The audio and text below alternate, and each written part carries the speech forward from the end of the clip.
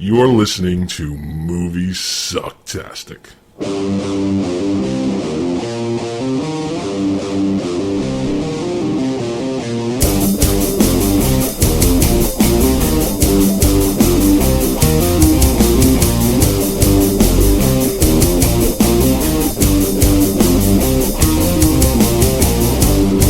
You're convinced that God is dead. Because there's evil in the world.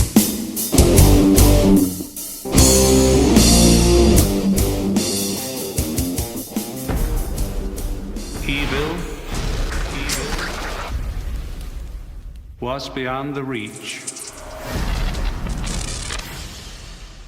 of no man.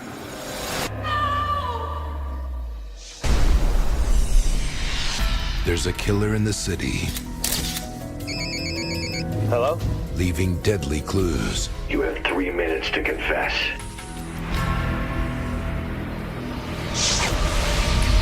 But some sins 3 people have died. Why is Kevin Parsons still alive? were never meant to be discovered. Someone's trying to kill me. It's time to play. Why would someone like this come after me? He's not done with us yet. This January, catch your breath. I don't want to die! Close your eyes. Heaven Stalker's real. Count to 3. Where are you?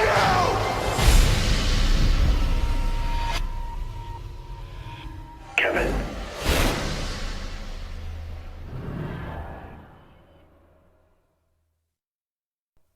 So I want to piss off some Christians now. Okay. Now this is not intentional, guys. Bear with me. If you're Christian now, I may not offend you. I'm hoping you. I hope I don't. But I have to attack something here. A while ago, occasionally I do watch television. Now, what I mean by that is occasionally I will catch a film on TV because it was on and I was happened to walk by and I said, "Oh, I've never seen this. Let me give it a shot." I got to be honest. A couple of the films that I've seen in the last couple of weeks, Yes. actually I think 2 or 3 of them, have been from me watching TV, which I almost never do. I have a very large DVD collection, and that's my go-to section for anything. Or download, or like Netflix streaming kind of download thing. Exactly. Or Netflix. Exactly. So, I came across the film 3. 3. Now, do you remember 3? Is that the one where it's Thr3e It's 3 and 3? Thr3e. Oh, okay. Because ever since 7, we can't get enough of that. Yeah. Yeah. It was on. I was like, you know what? I remember this film came out, and I don't remember anybody actually talking about it afterwards. And I start paying more attention to it as it's going. I was like, wow, this is pretty bad. I was like, oh my, wait. Yeah, this is a bad film. So I'm becoming more halfway through. I'm online and I'm looking up research on this while I'm watching. This is really bad. So this is based on a novel by Ted Dekker. Okay. Have you ever heard of Ted Dekker? I've never heard of Ted Dekker.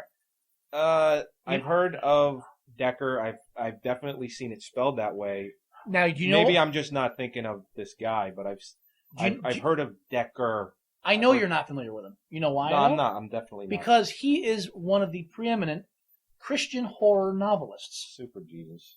He is the name. If you go right now, and I tested this theory, by the way, I'm not making this up. If you go to a mall and walk into a Walden Books, okay, and go to the Christian section, the 2 biggest nonfiction writers of horror-based books you will find are the 2 guys that do the Left Behind series, okay, and Ted Dekker. Really? He's got like half a dozen, if not more. He is the big name. He's the Stephen King of Christians. That's his big thing. 3 is the first film. And hopefully the last. I got to double check here. Yes, it is the first film adaptation of a novel of his.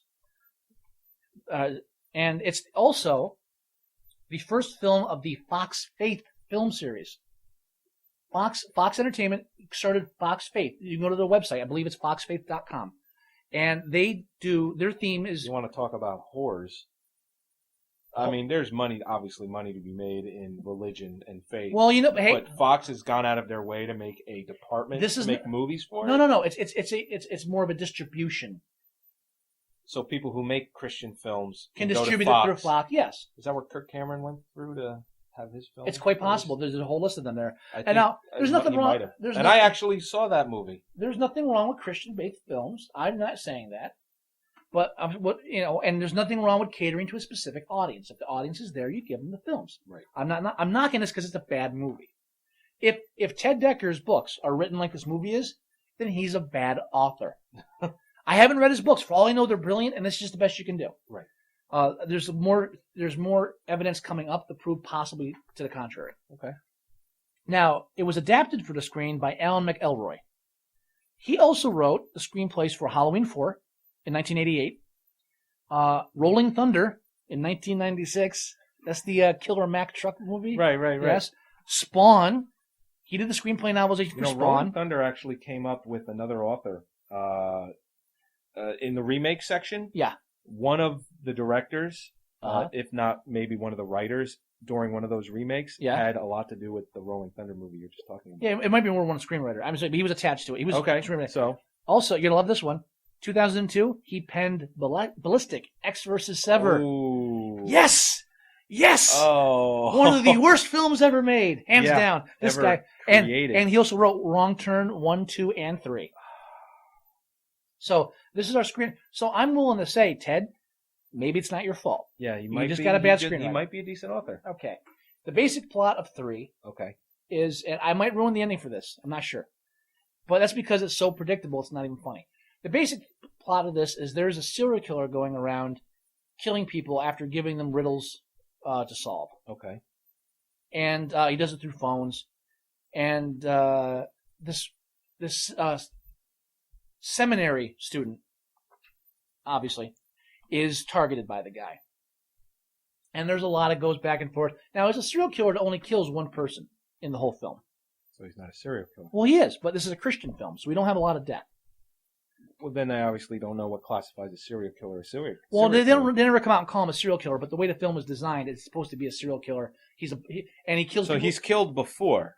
Yes, he kills one person at the beginning of the film. 2 doesn't do it. No, you need he kills one. FBI filing. You need at least 3 killers. Right, but again, we're not going strict because this isn't my story. This is theirs. No, I got you. So you want to call him a mad killer, mass killer, whatever. He's setting bombs off left and right, but they keep saving everybody in the nick of time. Okay. All right, and then there's a whole thing of like, who is this mystery person? And it basically, all I'll say is that the ending sucks. Well, most bad movies. have Now, bad endings. the film has stuff. For instance, like when cops disarm bombs from people and they're about to explode, and they're in a police building in the city, they usually don't throw the bomb out the window. Really? That's That really happened? That's really frowned upon. Holy shit. That's really it was in an alley, but that's frowned upon. I mean, Yeah. Was there like, say, literally like maybe 2 or 3 seconds left, and that was last resort? Is that how that scene happened? Yeah, but she runs down the hall specifically to throw it out instead of like throwing it to an empty room or something. Or, Oh my god. Yeah, I mean we're batting 1,000. here. Okay. Also, you were complaining about Fox Faith or whatever. I have a list of some of the other films you can find at Fox Faith Really? website. Let's hear it. Space Chimps, Oh. Passion of the Christ, Cheaper by the Dozen. You know what? I wouldn't be surprised if Passion of the Christ started this wing. No, At Fox. it probably did. I guarantee 100%. And City of Ember, that last film that came out. Oh, These are basically just family-friendly films. right. The whole idea of 3 is not that Christian Well, horror. how- By the way, Passion of the Christ. I think the tagline for 3 should have been "Audience Nothing." Like Rush Hour 3, audience. Yeah, nothing? exactly. But it's just, the whole idea is they want to do a thriller about psycho serial killers, but without anything that would offend your 10-year-old. Got it. That's the whole point. Was this an R-rated film? Yeah. It was. No, I don't know. It might have been PG-13. I didn't look at the rating. Okay. I honestly didn't look that up. Also, there's like this serial killer's already killed. They said he killed 3, but you only see 1 on screen. So he supposedly already killed 3 people. This seminary student is picked as the next victim, jigsaw style, like with phone calls and recordings and stuff. They don't give him a police escort. They just tell him, "Here's a pager. If anything bad happens, call us." Wow. And then later on, he keeps leaving and Right. doing stuff, and the cops keep almost whining. Says, "Why won't you call us?" Why do you keep going off and almost like meeting the killer and then we miss them? Why won't you you have the pager. Come Call on. us. Come on. There's no protective custody, no 24-hour surveillance. Wow. There's just one guy asleep in front of his apartment. By the way, it's just, but, and this one even has that whole CGI, let's sweep through the wires and everything to show you where that one thing is underneath the bus, because there's a bomb in the bus. And, Right. But I'm so tired of that. That's so overdone. the serial killer keeps calling him up, and What are you wearing? he keeps calling me names. He's supposed to hate this kid. Right. So but it's Christian science. It's a Christian horror film. Right. We can't call him. He can't call him. You fucking bastard. No cursing. So he starts calling. He calls him things like you puke. You gotta be kidding You me. puke. Yeah, puke comes up at least 2 or 3 times. You puke. I hate you. You disgust me. You puke. I don't even think I'd be insulted. I really don't. And the cop going around. This is how bad it is, too. The cop going around. She shows her badge at one point. The female cop who for some reason this becomes a love interest, but they don't do anything because it's Christian film. Of course. So there's no kissing or anything. And her brother is killed by the killer at the beginning, which is why this female cop is so interested, because if it was just killing other people, I'm sure she wouldn't care. She has a picture of her brother paper clipped To her badge? over her ID in her badge thing. Oh So my. you can't do that. The minute she shows this old lady and the lady's not going to let her in, it's like, I wouldn't. Look at that. She's covered her ID up. You can see the badge and then it's just a picture of a dead guy. What is this? Who's... Like I'm already exhausted from. I'm exhausted talking about this. God. And it's... And then like the kids... Here's the weird thing too. It's a Christian horror film. And Right. one of the things they try to imply that this person is not well is that you find out that he lived in this house of weirdos as a kid when his parents died, and that the weirdos never let him out of the house. He didn't go to school. He stayed in the house, and they just taught him what they felt the world should be. And they painted this, and this is why the kid's messed up. This is why he has problems. Now, I thought as a Christian horror film, they would actually be pro homeschooling. Yeah. But 'cause instead, they usually are. But instead, it actually kind of paints homeschooling as a bad idea. Does it really? Yeah, with a bunch of characters, the weird characters. There's nothing sadder than a director who tries to do Dave Lynch. Oh. Not Dave Lynch, Stephen Lynch. Stephen Lynch. Not Stephen Lynch. Who the hell are you talking The director. about? David Lynch. David Lynch. That's what I meant. You had it right the first time. I know. Then you went really wacky. Rub it in.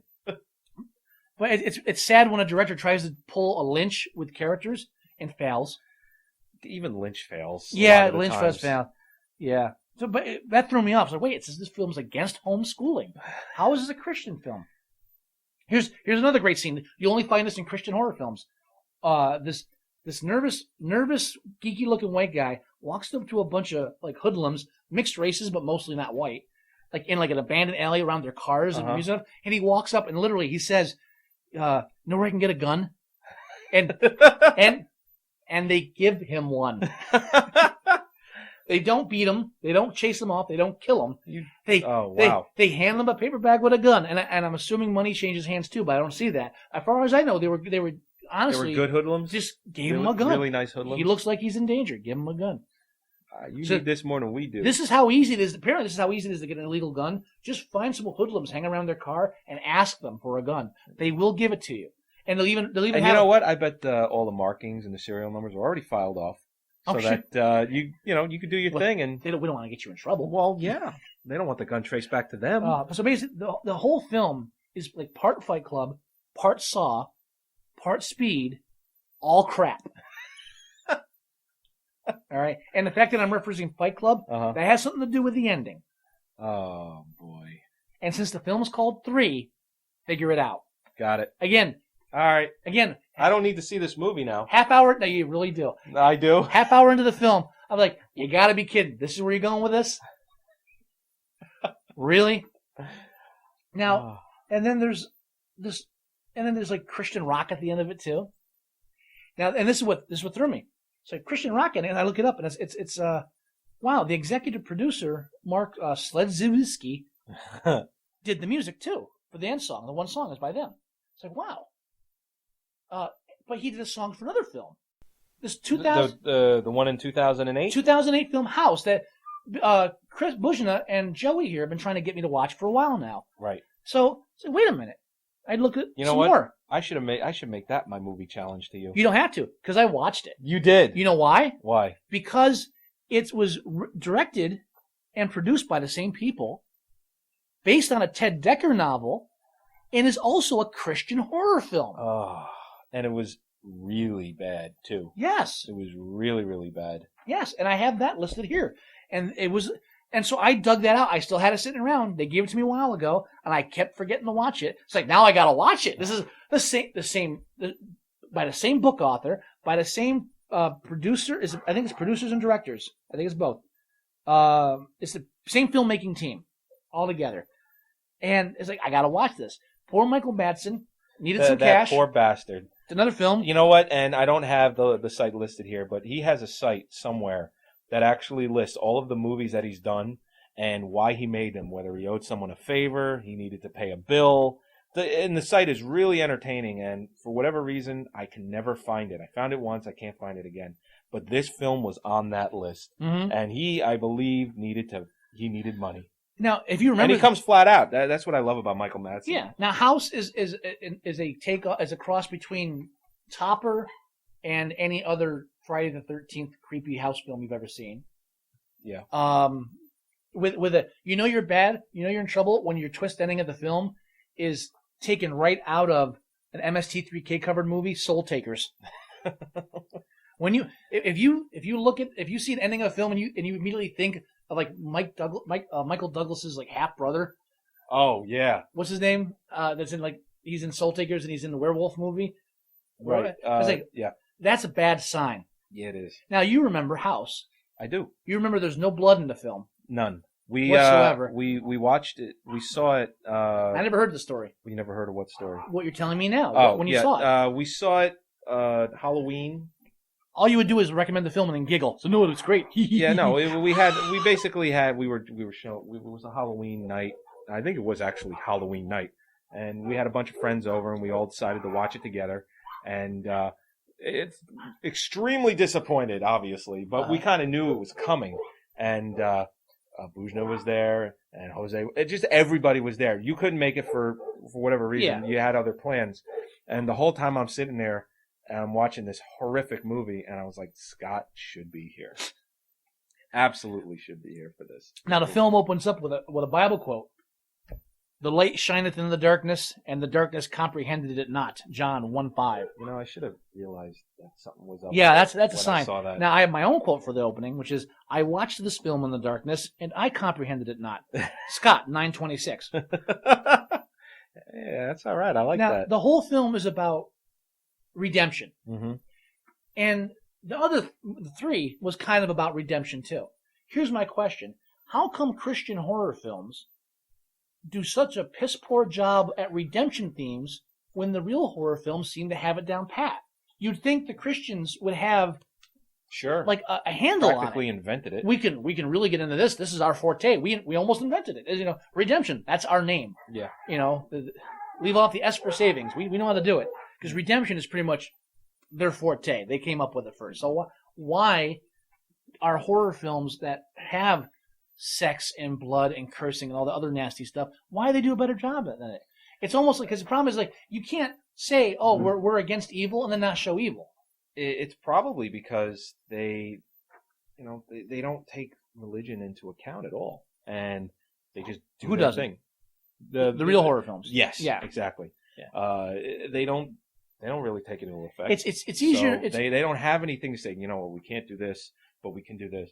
And we can't do that, and we can do this. They just said, we'll just do it. Yeah, I mean, and House starts off with your typical arguing couple. Who I was like, I'm sure they'll be together by the end of this film, but right now they don't like each other. And it's always about a dead child, too. Why can't, a husband and wife, hate each other just because they're really sick of each other? Why does it have to be a kid that died and dragged them apart? Which was really neither of their fault. You know what film actually did that well? The whole husband and wife thing that they're kind of apart and they get back together. Which one? Vacancy. Yeah, I was shocked because I liked Vacancy. The first 5 minutes of that film, I'm like, oh great, here we go, husband and wife. But then the way they get back together and everything, It's like, wow, I'm actually surprised. This is turning out well. But that film really pulled it off well. No, it did. So then whenever I see films like this that just can't do it, like the screenwriter is just incompetent enough where he can't make those characters believably hate each other without killing a kid off. Yeah. And so then you have the other couple, and of course they're bad because he's rich and she's a slut. Implied though, because again, no one's doing anything. Yeah, and because it's a religious, film. Here's a great part of that film. They don't go I love the deep fact into the one girl, the one woman, it's implied that she was molested as a child. But this is a Christian horror film. We can't really go too far into it. We can imply it. And they use the metaphor of having her eat pies. I left a pie for you. Did you eat it? I'm not hungry for pie. She's so sad, and she scoops it into her mouth. And then come back later, I got 10 pies on the table. It's like, is this a metaphor for a kid touching? I don't... Why? What's with the pie? Was her father a baker as well as a child molester? I mean... Just forcing her to eat pastry-obsessed pedophiliac? What's giving here? And it's just And then Michael Madsen plays 100% pure evil. Yeah. I know this because he says so in the film. You are not welcome here. Yeah. You weren't invited. Yeah. That was great. Well, again, it's because it's Michael Madsen saying it. Right. I want to see Michael Madsen and Christopher Walken in a buddy cop film. Neither one of them use punctuation when they talk. They're both almost talking like this like almost like a poetic lingual babbling. Just put those two in a dialogue scene. Remember when they put De Niro and Pacino together? Everyone's like, wow, in Heat, the first time ever. And then it's like, wow, that's kind of boring. You put those two, you can make a whole film with just Madsen and Walken at a diner just talking about the menu for 2 hours, and I would watch that rap. And if I could do any impersonation of either of them, I'd be doing it right now with what about the Monte Cristo? I wouldn't do the Monte Cristo. Why would you deep fry a sandwich? Just go on for 2 hours of that. Do you need to do a remake of My Dinner with Andre? But I just have Michael Madsen and Christopher Walken. It'd be my Dinner with Walken. Okay. And it's Michael Madsen and Christopher Walken. That's it. And at the end, they get up and kill the people in the booth next to him that has the kid kicking the back of the seat, and they leave. You have to have a gunfight at the end. You always do. But Michael Madsen, it's like you feel bad for him because he's in this piece of crap film. Uh-huh. But and you can also tell that he's not really working too hard. But he doesn't have to because they just hired him. No, he was 10, 15 minutes in this film, and I'm here. Yeah, I'm sure it's not as bad as that Alien one he did. I've never seen that one. I saw the ending of that. And it was really good. I saw like a 2-minute clip. I was like, okay, I can't do it. I can't do it. Yeah, I mean, but also the writer, whether it's Decker or the screenwriter who adapted both of these, right? Because I'm pretty sure it's the same screenwriter too. Yes, it is. It is. Yes. He has the same MO. Pace the characters through cliché moral revelations, then explain the painfully obvious metaphors in excruciating detail at the end. That whole sequence at the end of this, they have about literally, it's what they're doing to the audience. They tie the people to their chairs at a table and explain the plot of the film. Yeah, it's awful. It's like, I'm a captive audience here. You're explaining this house is an embodiment of all your past sins. Yeah, I got that when I saw my daughter drowning and then the other chick got dressed up like a little whore. Yeah, I got it. Yeah. Other guy saw his father he killed. No. I understand that. You don't have to say it. We're there. Yeah. Yeah. You made it so blatantly obvious that you really don't have to give us a hint here at the end. Just go on with Michael Madsen stalking around. Give him a gimp outfit, please. The tin can was a great gimmick in the film. Oh yeah, that thing. Because there's a ratty tin can that says house rules on it, and it says God followed me into this house and I killed God. And well, all right, that means he's a bad guy, obviously. Yeah. Then again, that's like the Christian horror film equivalency of evil. How do we know he's evil? He said he killed God. Oh, well, I can't think of anything worse than that. Baddest son of a bitch around. How about grinding up babies into souffle? That's evil too. Bake at 350. Yeah, exactly. And tender if you do it right. Yeah. Yeah, flaky. But, nice flaky. But that's the equivalent of showing this guy's evil. I killed God. How dare he say such a thing? So just the idea that you have to say that God, I'm going to kill God. That's just something evil. And then later on, I'm pure evil. Oh, thank you for mentioning that. That's nice. If you have to explain have your bad guy explain how bad he is. Mhm. No, it only almost works because it's Michael Madsen. Yeah. But I'll only give the film that the tin can idea was cool, and I almost want to read one of these books just to see, is it better than the films? Because the fact that he worked with these people again on House has to mean that at some point he said, yeah, I liked what they did with 3. Yeah. And if you liked what they did with 3, then the book's got to suck. Well, So, hey. I mean, but, so if you're a Christian and you're into Christian horror films and you're offended by what I've said, I'm not trying to offend you, but your films are crap. And honestly, if you're Christian, don't do horror films. That's what it comes down to. That's not your forte. It's Stick not- to something else. You can't. I remember in the late 80s, there was a film, was on, I don't know if it's on DVD right now, it was called Black Roses. Oh, God. You remember that, right? I remember Black Christian Roses. horror film that was against rock and roll music, or heavy metal music. That's right. Yeah. Oh, wow. Blast from the past, man. Yes, it's a horror film that displays the evils of heavy metal music, and it has a teenage cast, but of course there's no nudity or even close implications of sex. I think the biggest they get is like one kid, he's gonna start, I'm gonna paint the town red. So the girlfriend catches him because he's in the middle of town and he has a can of red paint, one can of red paint, and he's opening it and says, that's it, I'm gonna do it. Steve, you can't vandalize, that's wrong. Says, I just have to do something. I guess it's showing up like the pent up youth and how idle hands with the devil's work. Says, no, you can't do this. And okay, so she takes her home, but then of course they leave the can there, and then fire spouts out of the can because that was the devil's work there, the vandalism, and that's as good as the metaphors get in this film. Sure. And Black Roses, I think it was 86, could be wrong. Yeah. 86, 87, something like that. Somewhere in that But range. seriously, if you are a Christian and you know filmmakers that are Christian, tell them to stick to do Passion of the Christ. That's great, no problem with that. Yeah. You want to do cartoons with little characters that make each other sign like promises to Jesus? Go for it. It worked 20 years ago. Keep doing it. Don't make horror films. Yeah, I mean, You can't do it. and who knows? I mean, maybe they're just trying to delve into that part of the industry because there's a lot of money to be made there. But if you're going to do it right. So I think I handled that well. I don't think I actually offended any Christians. No, I don't think you did. I think probably my idea of remaking Passion of the Christ as Sin City, They- that might have been more offensive. Fox, Fox Faith? Fox Faith. Yeah. I think they got a little. I should email them and see if they want to do that. Yeah, I think they got a little excited. When All said you it. really have to do is just, you don't even have to remake it. Just take the original and make it black and white, and then and just make all the blood red. That's it, and then resell it as the Frank Miller edition. Frank Miller at this point after Sin City, Frank Miller put his name on that. Yeah. You mean after the Spirit? After the Spirit, sorry. Yeah, No, yeah. Sin City was good. Spirit. It's okay. It's quite all right. Okay. I beat you like eggs. Okay. The movie that I just saw recently, I actually caught it on cable at, I think it was like 12 or 1 in the morning. And I remembered seeing this film about 10 years ago for the first time. It came out in 1998. I saw it somewhere around 99 when it finally made it to, at the time it was Laserdisc, DVD. Was just starting to take over. A civil action.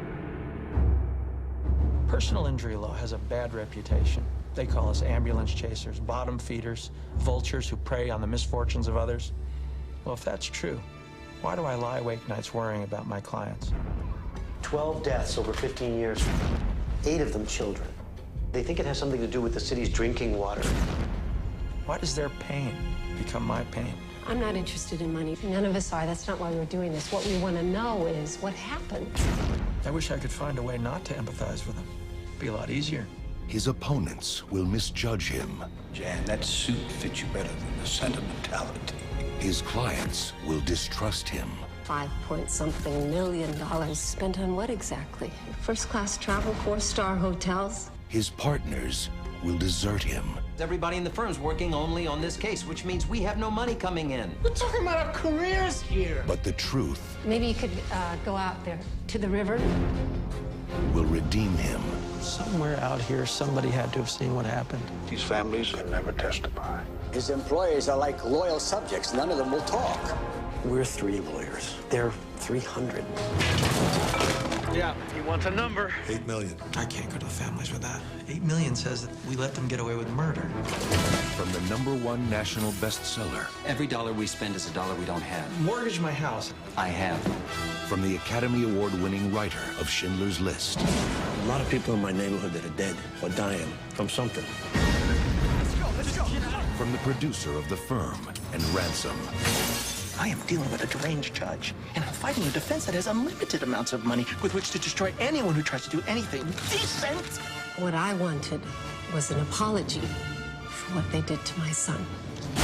John Travolta, Robert Duvall, John Lithgow, William H. Macy, Kathleen Quinlan.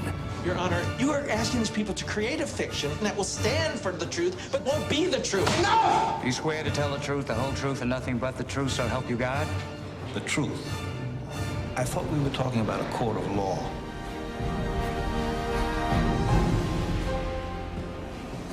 A civil I action. remembered liking this film then, and I watched it again just literally about a week ago, and I really enjoyed this film a lot. I don't know why. It was paced really, really well. It's basically, it's about John Travolta's character named... Vinny? No, not Vinny. Jan Schlitman. I hope I pronounced that right. But it's his firm, and basically what happens is there is a water contamination case that he's working on that essentially the company, the big corp that's in the area, they're polluting the water, and people are getting sick and dying. You're confused. This is Aaron Brockovich you're talking about. No, this actually came out before Aaron Brockovich, so it's got that going for it. And it's a better movie in my opinion. And basically it's this whole story. I mean, you think it's this whole story about him trying this case, but what it really comes down to, it's him going bankrupt trying this case because the case drags on for so long, and he genuinely feels terrible for these families that he actually goes out of his way to try and get them the most money possible and trying to serve, quote unquote justice by making these corporations pay for what they did. And he ends up going broke doing it. And it's this whole, the movie is very well paced.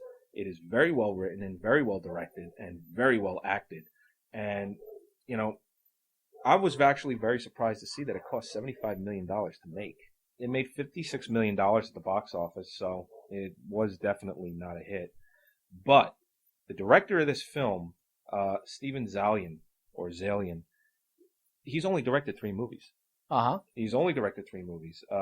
He's directed Searching for Bobby Fischer, this movie, Civil Action, and All the King's Men.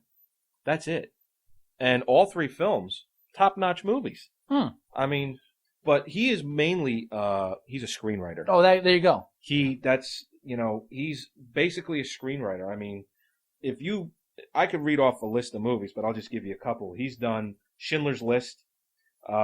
He did Hannibal, Gangs of New York, American Gangster. See, he did Hannibal? Yeah. See, here again, I've had people yell at me for this because I actually prefer Hannibal over the Silence of the Lambs. Over Silence of the Lambs because, as far as direction goes, and I guess part of the story too, is that Hannibal's character is far less of a obvious psychopath in the second one. Right. And the whole idea of Hannibal was he's supposed to be this, he's supposed to have gone undetected for so many years. Yeah. As a sociopathic like cannibal and all that.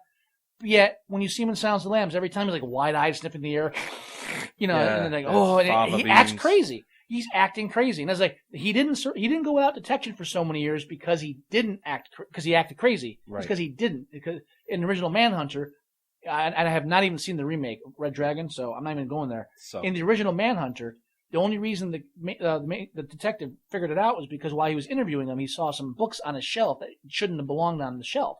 They were books about anatomy or something, and that like clued him out. And Hannibal was so sharp that he attacked him immediately because he realized that he figured it out. Right.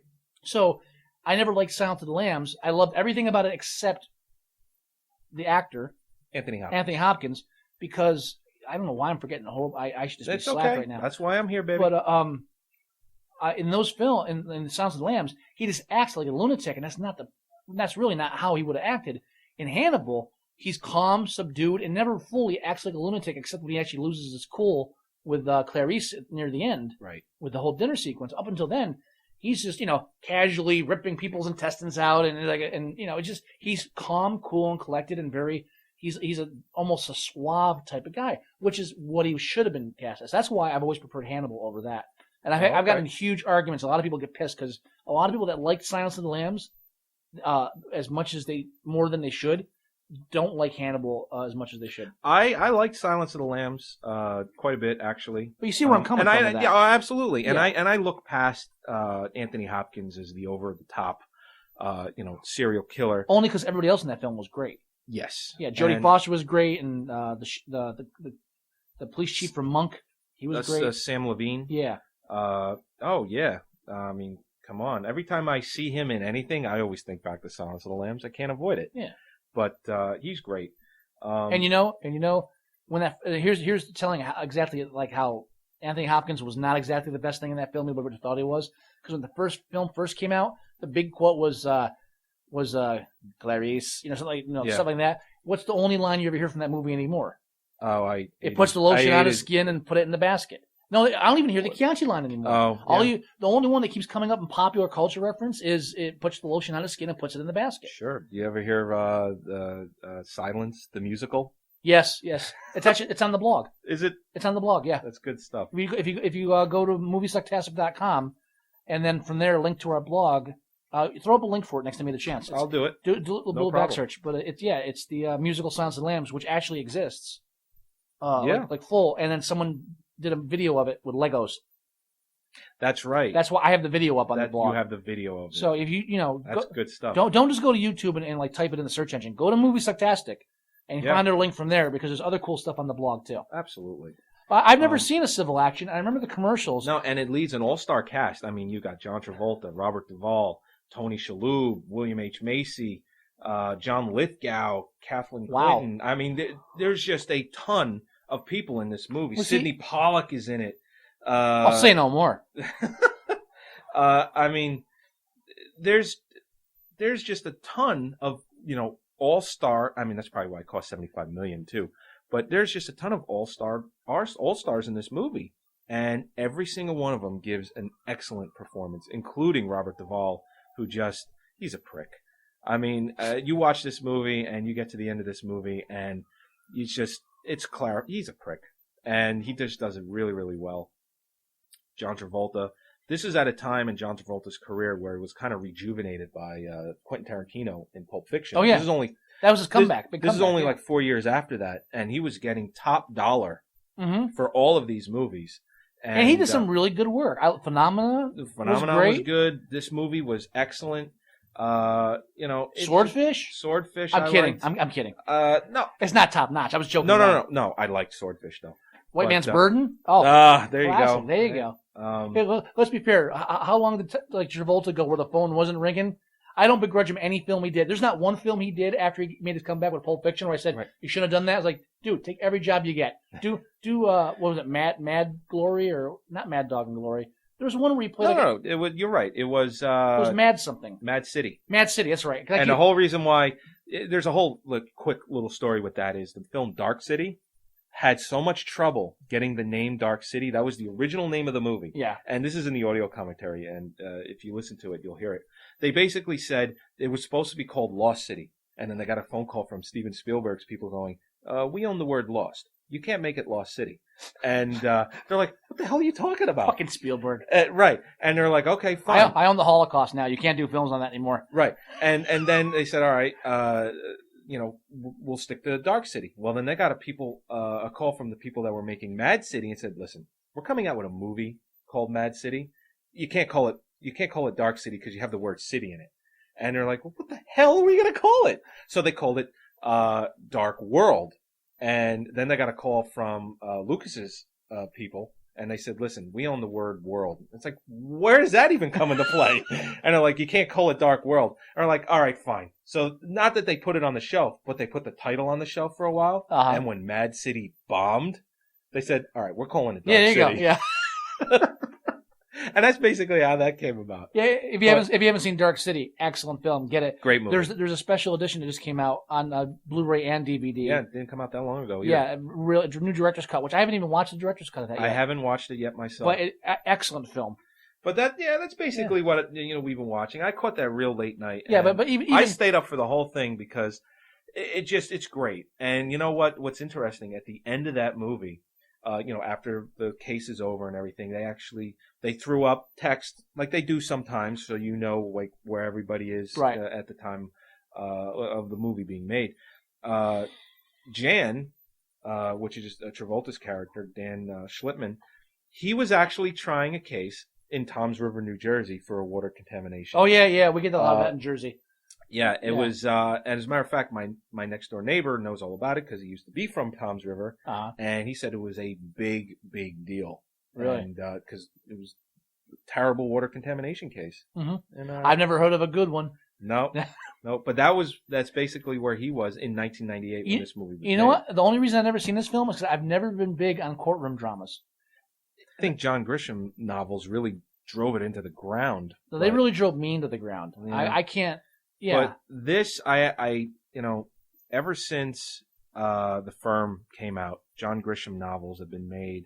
It just they kind of cooled off with it now in past years. Well, he's still cranking them out. No, as far as novels go, but as far as movies go, they're not being made at a rate that they were, because when The Firm came out, it made huge money. It had $30 million opening weekend, $150 million profit just here in the U.S. alone. I ran a projection booth while that was out. I had to listen to that film. Yeah. Yeah, and just it seemed every time he cranked out a novel, they made it into a movie, and it was made a lot of money, and that kind of died down. But this came out at a time where John Grisham novels were being made into movies a lot, and this to me stood out more. Because it just seemed like it was a really good, it was a true story, and I'm a sucker for that stuff. I am. I know. Always. I know. And the fact that, it was East Coast, we're East Coast. I don't know. It just, everything for me in this movie worked. Mm-hmm. And I really enjoyed it. See, you keep bringing up good movies. What's your problem? Hey. Well, we will talk about good movies next podcast, because I'm definitely sure you'll have seen Inglourious Basterds by then. I hope to have. We got to chat about that, and I'll have seen District 9 by then. Yeah. So we might make next one. We'll find something else to bitch about, and then squeeze a couple of good films in to talk about. So we're not always talking about stuff no one's seen. Yeah. But now, before we sign off on this podcast, I want to get this down now on tape. Okay, let's do it. I'm already preparing for Lost. The new season. And that's January 2010. January or February, yes. So Lost is coming out January, February. Yep. And I'm already preparing now. So I got to get down, because I've been listening. Last season. Last season, big deal. I've been listening to some of the podcasts are already starting up talking about previews of it and stuff. Have you heard that they released the title of the first episode? No, what is it? All right, here we go. They're fucking with us. Because we have J.J. Abrams is just said, you know what? I'm going to screw with you guys for the next 4, 5, 6 months, however many months it is. I'm just going to drive you insane, and then no matter what because you have some predictions about how that first episode is the first few seconds are even going to look like. Yeah. So here's so they said, okay, let's screw with them. Well, they released it. It's not leaked. They released it. The title of the first episode of Lost. Yeah. LAX, but it's LA space X. Okay. It's LA blank X. LA blank X. So LAX is the airport that they're supposed to go back to. But it's not LAX, it's LAX. And there's like 2 dozen theories out there now about this. Do they land in LA? Does X mean 10? If you take the numbers, it's like 108. Is LA supposed to be Spanish for la? Is it the 10? Or and then people are saying, oh, but 10 characters have been killed since the show, so are they going to bring all them back? And it's so everybody's going insane about it. And I'm not guessing on that one. I'm still convinced that the opening shot is going to be Jack's eye, and it's going to pull back, and they're going to kind of recreate the beginning of the first episode. Right. And everyone that was involved in that gets teleported back to that beginning. And I'm actually starting to lose my footing on that one a bit. I'm not too sure about it. But they've also said that they're going to change the way they tell stories, and I'm not getting into that much about it either. But I had a brainstorm driving home the other night, listening to this Lost podcast. I believe I wanted to plug it. I believe it's just called the Lost Podcast. So if I have the better name, I'll release it next schedule because these guys do a good job of just taking phone calls and talking about theories. And it's going to hype up as they get closer. Do you remember season 1 when they find the caves? Yeah. And they found Adam and Eve, those 2 corpses. Yes. And he takes like a rock from one of their pockets and put it in. And people have talked about that scene because Jack actually takes the pouch that one of them had and takes a rock out of it and keeps it, and it's never come up again. Oh. And every season, someone will bring up Adam and Eve again and say, well, maybe they're this, maybe they're that. I know who Adam and Eve are. Jack and Kate. No. No. And I'm saying it right now. Okay. It's Bernard and Rose. Oh. Because they got teleported back to the 70s with everybody else, and then they say, we're not going to blow. No, we're going to stay here. We're happy here. They survive. They don't get killed by that blast. The blast is contained because it happens underground. Right. It just takes out that area. They survive. They live a happy life, and either one dies and takes the other, or they both die, and like the others or somebody take them to the cave. But the Adam and Eve are Bernard and Rose. That's on the record now. So I can come back and play this when I'm right, because I have not been right yet about this goddamn series. No, you made a lot of predictions, and you've come close. But I've come really close. Yeah, like Brzezinski was a good one. Brzezinski? Oh, I had my theories on Brzezinski.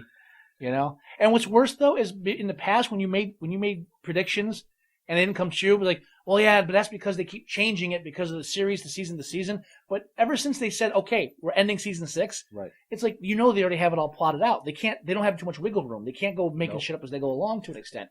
So now there's even less excuses for getting the theories wrong, because it's not like you make a theory and go, well, they were going to do that. It's like, no, they already have it plotted out. They know what they're doing.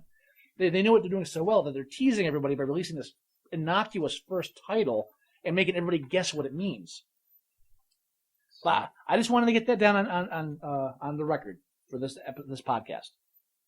All right? This sounds good. Bernard and Rose are Adam and Eve, and I'm still almost positive that this season finale is going to open up the same way that the season premiere opened up with the plane crash. You probably are right about that. I probably am not, because I'm never right. Well, but hey, I'm still sticking to that. I got to be honest. I whenever you give me predictions and theories, I listen to them, and even though you haven't been right yet. Shut up. See, now you're just like twisting the knife. No, I'm sorry, but I always listen to them, and I always think, but I just wanted it sounds good. Yeah, it always does. I just wanted to wrap up this podcast with my Lost theory, and I'm gonna slowly start bringing Lost into the podcast a little bit at a time, because I hate to tell you guys, when Lost starts next year, we're gonna end up talking about it once a podcast. Just to talk about some stuff. We'll try to keep it down. Well, yeah, because we watch the show religiously. We'll try to keep it down to 15 or 20 minutes, but we're huge Lost buffs, and I'm guaranteeing we're going to have some cross-chatter with some of the Lost podcasts out there, and we'll try to keep it minimum, but we'll probably keep it towards the end of the episode. Yeah. But it's a good way to end it, especially if we talk about the episode that just happened. But I had to bring it up now because you got to get used to it, because, come February, we're going to be entrenched. We're going to have to talk about it. Yeah.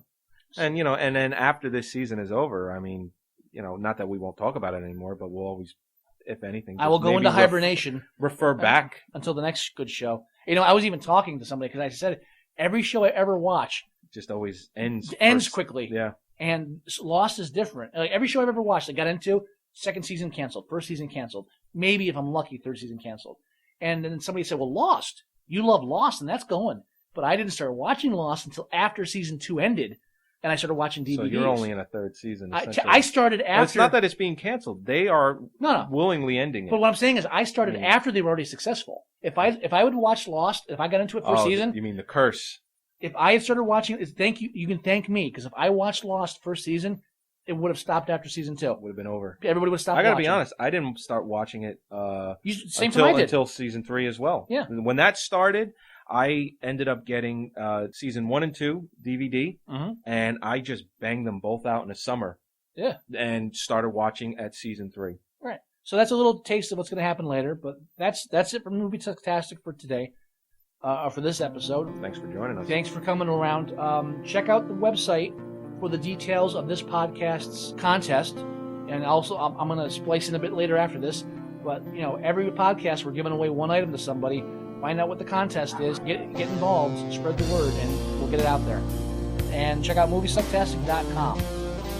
Good.